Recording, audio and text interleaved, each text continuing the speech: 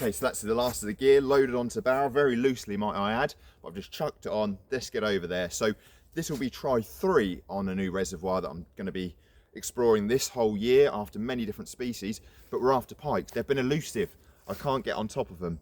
So this time I'm going to make sure I find a good flock of cormorants, a good number of cormorants before I actually put a bait in the water, because last time I found plenty of grebes working the shelves, working up and down the reservoir, but not many cormorants. And then on my last swim, I saw a good number of cormorants keep taking flight above me.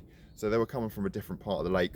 So I'm going to spend a good hour this time finding them cormorants, which will hopefully put me on top of the roach, and the pike won't be too far behind.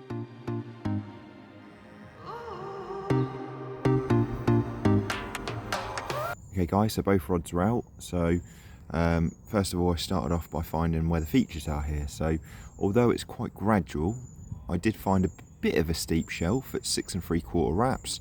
So that's where the left rod is, and then the right rod, I've actually found another shelf at about 8 wraps, and then it's pretty flat. So I'm a little way over that. There's some grebes really pushing around the midsection there and catching fish, so I just wanted to be in amongst all them fish just to see what works really. So, you know, fingers crossed. So bait wise, so I've got herring on both. I've given them a good pierce, and I've added some holy mackerel lamprey oil as well. Injected it into the holes down the throat of the fish, in the gill plates, etc. Hopefully that gives a little bit of an edge anyway. So tactics, on the right rod, I'm fishing just herring simply on the bottom. On the left rod, I've got one popped up, so just to see whether that does make a difference at all. I did spend a good hour walking around and can't find any cormorants today. The best I could find was some grebes in front of me in this swim. So, you know, there's only so long you can actually keep looking for birds, isn't there? Until you have to get some rods in the water, because now it's 11:15, so there's only a few hours of daylight left really. But nonetheless, we'll give it a good shot.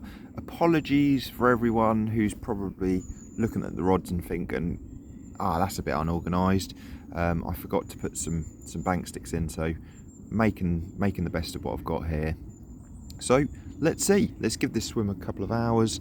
If nothing else, then we'll move on back to where I originally started, where there were a few grebes around there as well. So all you can do but try. Fingers crossed. So I gave this swim a good hour and a half, and the grebe soon moved off, and I just wasn't feeling confident anymore. And I think when you're doing short sessions, you've got to make an executive decision of, do you sit it out and wait, or do you move on to some different spots? And being new to this reservoir, you know, it's never a wasted day, even if you blank, because if you can find some swims that perhaps are going to look more productive than others, then great. And for me, a lot of my fishing for the next few sessions is about finding features and seeing what works. So I did decide to move, and here comes the next swim. So I've come across this little intimate swim. I don't think it's very deep. I haven't bothered to find any marginal shelves because I can see quite a way out here, and it just gradually drops off, although I have positioned one just there where I found a bit of a shelf. There's some grebes a little bit further back there. There was a grebe in here working this, but also got, with the water so high up, all this here as well. So I've kind of channeled them, one just about here, and like I say, one about there just off the shelf. So all this tree line here is quite, you know, it's quite a way out in the water, and traditionally pike love to hide away, don't they, and ambush. So hopefully, fingers crossed, we might be able to find something here. I expect, if it would be, probably a small jack, but at the end of the day, still trying to break my pike virginity for this water. So I thought I'd give this little spot a go for an hour or so, just see what happens. Look at this, look, proper rough and ready fishing. Very tight little spot. Quite enjoy fishing like this, where you got to get through a load of sort of scrub to get there. And you know, although it's a little bit untidy, yeah, my rods are not neat or anything, you know, it's just something special about, you know, getting into these little intimate spots. So let's give this sort of 40 minutes or so, just see what happens. So nothing unfortunately happened on this spot. I give it a good 40 minutes an hour. Thought I'd just chance my arm. What a spot though. Definitely something that I'm going to look at when it comes to targeting species like tench and carp, because it's such a good spot in regards to the sort of gradual slope that quite a lot of Canadian weed. When I reeled these rods in, one of them had a bit of weed on, so I can imagine just dinking a lead over the shelf there. Obviously during the summer months it's probably going to be quite thick with weed, so I'm going to have to position the rods carefully, but I can go around to the left a bit and fish along that along that shelf, which, you know, stay tuned guys for you regular watchers, because I'm going to be doing a lot of tench and carp fishing on here, and if that's your bag, fingers crossed I'll be able to get a fish or two. But for now I'm going to head on over to my last and final swim. And will I finally get the pike that I've been after? So here we go then, guys and girls. As you can see, the water level here is way past the trees, and what you know where you're seeing my rod is typically where someone would probably bivvy up. But so you can see the left hand rod in front of us here.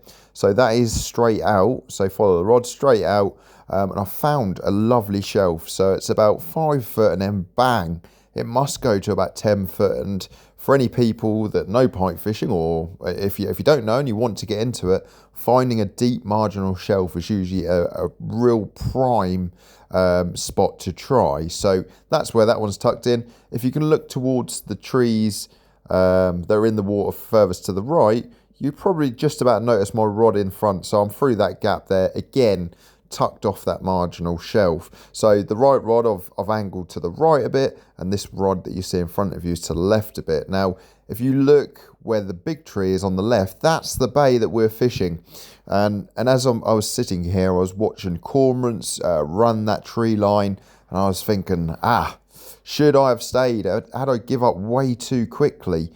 But I was confident in this swim. To the left of the screen is where the reservoir really opens up. So we're in sort of a bay here. And, you know, I think I was confident. I think I was most confident that I'd felt in all 3 of the pike sessions that I've done here. As I mentioned before, it's all about learning where to fish really on this 400-acre reservoir. And sometimes it can feel daunting, but a little top tip, if you can just concentrate on areas and build yourself a map, and not only a map, but if you're new to fishing big waters, just, you know, make sure you're noting how many wraps you're fishing, where the features are, and take a picture of the spots if you've got plenty of spots. What I do is take a picture, write how many wraps all the underwater features are. So if you ever go, well, when you go again, you can think, right, I caught on here, or there's features of this, that, and the other on this swim, and then you can tailor it to your fishing needs really. So like I say, going back to the session, I was feeling more confident than I had all session, but forgive me, you can feel a bit doubtful, especially when you've blanked quite a few times. But as the time went on, this happened. Yes.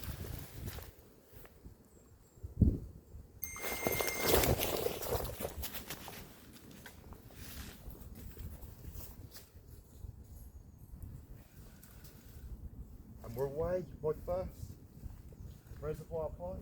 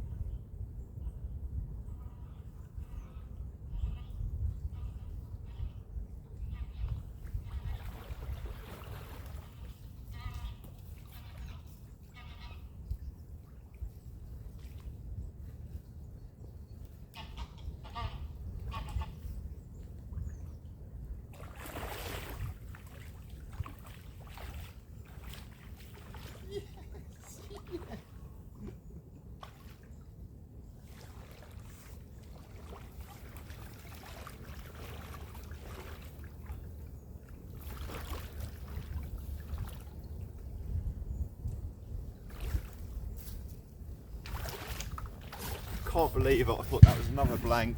Just going to grab the unhooking mat. Let's have a look at her. Whew.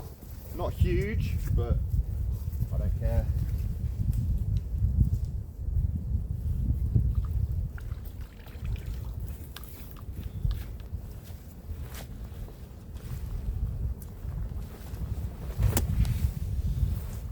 So I just wanted to add this little tip in. So small pike especially can be very lively on the bank. What I've done is secured it between my legs, so I've got, you know, a real good grip on the pike, and use my hand to go under the gill plate gently, avoid touching them gill rakes.